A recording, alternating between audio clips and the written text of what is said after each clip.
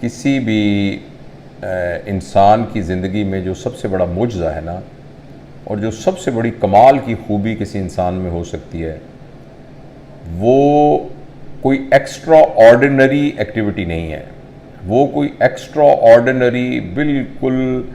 یعنی طلسماتی کوئی کام نہیں ہے، بلکہ جو کسی بھی انسان کے اندر سب سے زبردست خوبی ہو سکتی ہے، اس خوبی کا نام ہے مستقل مزاجی۔ دیکھیے، اگر آپ ایک منزل کی طرف جا رہے ہیں، آپ کی ڈائریکشن ٹھیک ہے تو سپیڈ میٹر نہیں کرتی، آپ آہستہ آہستہ بھی اگر چل رہے ہیں تو بہرحال ہر گام کے اوپر آپ اپنی منزل کے قریب جا رہے ہیں۔ اسی طریقے سے انسان کے اندر یہ بات ہم بہت دفعہ ڈسکس کر چکے ہیں کہ اگر انسان میں گروتھ نہیں ہو رہی تو وہ انسان زندہ نہیں ہے، وہ مردہ ہے۔ جو اس کے اندر بڑھوتی ہو رہی ہے وہ صرف یہ ہو رہی ہے کہ اس کی عمر بڑھ رہی ہے، اس کے کالے بال تھے وہ سفید بال ہو رہے ہیں، اس کے جوائنٹس میں ڈی جنریشن ہو رہی ہے، اور اس کے آنکھوں میں کیٹریکٹ ڈیولپ ہو رہا ہے، اور اس کے اندر یہ ایجنگ والی چینجز آ رہی ہیں۔ تو یہ ایجنگ والی چینجز جو ہیں یہ زندگی کا ایک بہت ہی چھوٹا سا ایک سیگمنٹ ہے، اور اگر فرض کریں اگر ہماری زندگی میں یہ چینج آ بھی رہی ہو تو اس کو ہم زندگی تو نہیں کہتے، یہ تو ہم کچھ بھی نہ کریں تو یہ خود بخود بھی ہوتا رہے گا۔ یہ تو جیسے برف ہے نا، آپ برف کو کچھ بھی نہ کریں تو برف خود بخود پگھل جائے گی، اور وقت کو آپ کچھ بھی نہ کریں وقت خود بخود گزر جائے گا۔ اگر انسان زندہ ہے صحیح معنوں میں، تو وہ جو انسان کی زندگی کے چاروں آسپیکٹس ہیں جو میں نے آپ سے ڈسکس کرتا رہتا ہوں، اس کی فزیکیلٹی، انٹلیکٹ، ایموشنالٹی اور اسپرچویلٹی، اس ساروں کے اندر گروتھ ہونی بہت ضروری ہے۔ جتنی میری صحت آج بہتر تھی، اس سے اگلے دن میری quality of life health wise بہتر ہونی چاہیے،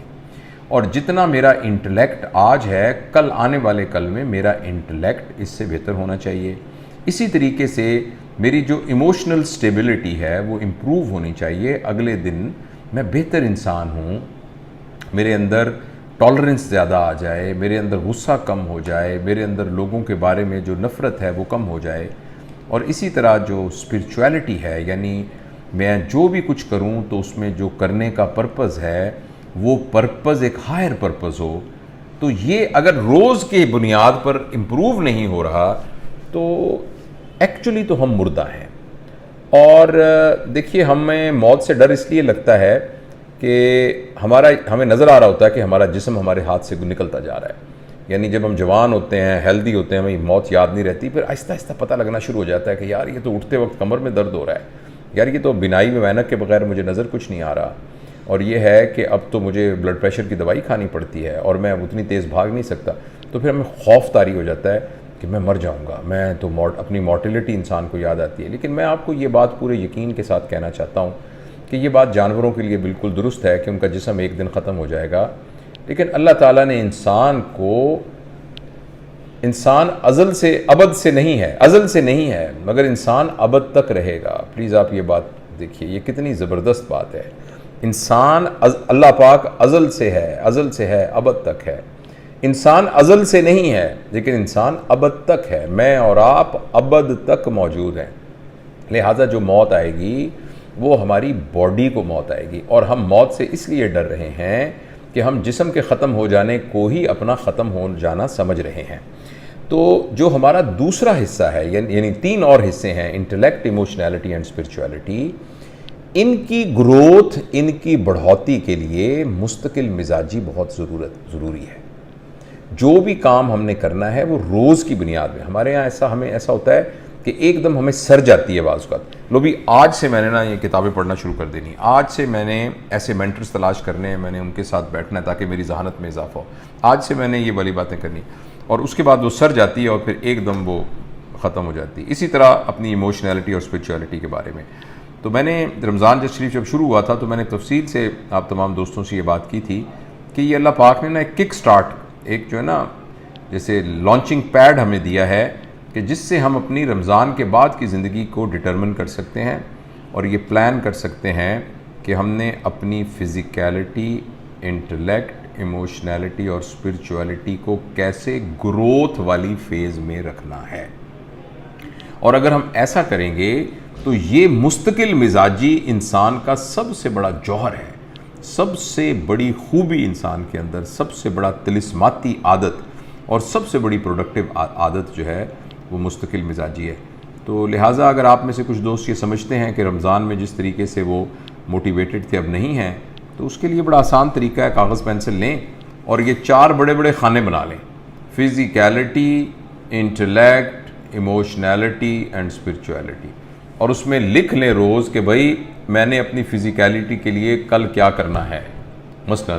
یہ کھانا ہے، یہ نہیں کھانا، اتنے بجے سونا ہے، اتنی ایکسرسائز کرنی ہے۔ تو یہ آپ فزیکیلٹی کے بارے میں ڈیزائن کر سکتے ہیں۔ انٹلیکٹ کے لیے اصل میں ہمارے جو ڈیٹا ہے نا، ہمارے اندر جو آ رہا ہے ڈیٹا، وہ ڈٹرمن کرتا ہے کہ ہماری انٹلیکٹ گرو کرے گی کہ نہیں کرے گی۔ فرض کریں اگر ہمارے پاس ہر وقت ایک نیگیٹو ڈیٹا، ہمارے ارد گرد جتنے لوگ ہیں وہ ہیں کہ جن سے ہمیں نیگیٹو ڈیٹا، ہمارے پاس انٹلیکٹ کا نیگیٹو ڈیٹا آ رہا ہے، اور اس طرح ہم وہ کتابیں پڑھ رہے ہیں جو ہمیں نیگیٹو، یا کتابیں پڑھ ہی نہیں رہے، یا جو اسکرین کو یوز کر رہے ہیں وہ انفلٹرڈ ڈیٹا ہمیں ملتا جا رہا ہے، تو ہماری انٹلیکٹ جو ہے وہ اس کی گروتھ نیگیٹو گروتھ ہو جائے گی، وہ نیگیٹو چلی جائے گی۔ لیکن اگر ہمارے ارد گرد ایسے لوگ ہوں گے کہ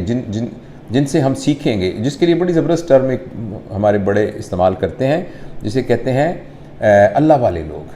آپ دیکھیے کہ آپ کے ارد گرد جتنے لوگ ہیں، اللہ والے لوگ ہیں آپ کے ارد گرد لوگ، ایسے لوگ ہیں کہ جن کے نزدیک دولت کی اہمیت نہیں ہے، جن کے نزدیک گاڑیوں کی اہمیت نہیں ہے، جن کے نزدیک بڑا ہونا عہدے کے ساتھ متعلق نہیں ہے، بلکہ ان کا جو بڑا ہونا ہے اور ان کا جو عزت کا معیار ہے وہ سارا کا سارا ان چیزوں سے ہے جو پیسے سے نہیں خریدی جا سکتی۔ تو یہ وہ لوگ ہیں جو آپ کی انٹلیکٹ میں اضافہ کریں گے۔ اسی طریقے سے نالج جہاں سے آ رہا ہے اس کی طرف بھی ہمیں توجہ دینی چاہیے، اور اسی طرح ایموشنالٹی ہے اور اسپرچویلٹی ہے۔ تو آپ 4 خانے بنا لیں اور بنا کے اس کے لیے اگلے دن کا ایک پلان بنا لیں، تو مجھے امید ہے انشاءاللہ العزیز کہ یہ جو تھوڑی سی آپ کو سستی محسوس ہو رہی ہے، اور دوسری ایک بات میں بڑا آپ کو عرض کرنا چاہتا ہوں کہ جیسے وہ ہمارے بزرگ کہتے تھے نا کہ جو دم غافل سو دم کافر، تو انسان کو اپنے بارے میں بہت چکنا رہنا چاہیے، ہر وقت اپنے بارے میں ایک، جس طرح ایک چوکیدار نہیں ہوتا، جس طرح ایک آپ واچ ڈاگ ہوتا ہے نا،